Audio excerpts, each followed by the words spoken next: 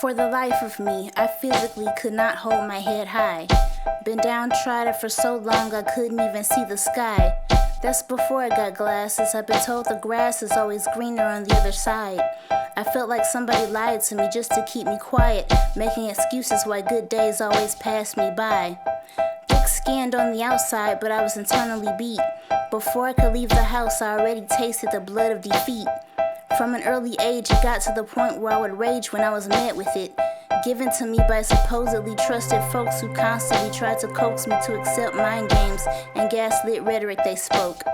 I knew what time it was. For years I tried to get away, to find these grasses they spoke of, constantly on the lookout for better days. Unfortunately, I had to wait. I knew I could get better if I was left alone for a bit. No one to nitpick or try to reserve the status quo they wanted me to fit. Age 17, I got my chance to advance into something greater.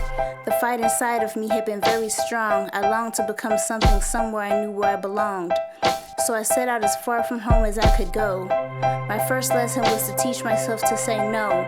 At all costs, sparing no feelings, I was out for self-preservation. I practiced my rebuttals and listened for other parties' attempts at manipulation. I learned to shut it down and became quite good at it. Brought my lesson home and tested it.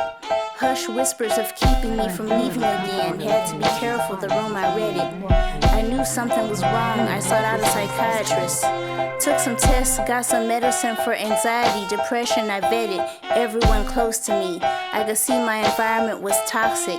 When I was at home, I took refuge in poetry, music, and sharpened my logic. They couldn't start with me anymore. I could feel myself grow taller.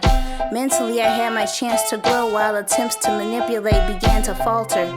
Best believe they got stronger and more blatant. I curved them, they couldn't hold me, they had gotten complacent. I learned to keep a way out. I utilized my space when at home. I learned to rage on them eloquently. Behind my back they kept a hushed tone, but I could still hear them. They harbored disdain for me. I knew it all along. The worst was when they said they prayed for me. Lesson 2, I learned to walk tall physically. I'd been a mouse in the corner so long, but I knew it wasn't meant to be. I looked people in the eye as they passed me. I questioned all attempts to harass me. Left people in the dust to think on their best way to approach me. My flow was nasty. That's how I started to become the person you see. Sometimes it takes a person to completely challenge said status. Had no choice to believe in myself and eschew everything and everyone else. Take it apart, break issues down, and see how others can take hold of yourself. If you let them, knowing they're wrong deep down. They'll try to conquer you, be glad they did, hound you and wonder why you don't come around. Tell you sound crazy and try to lure you back in.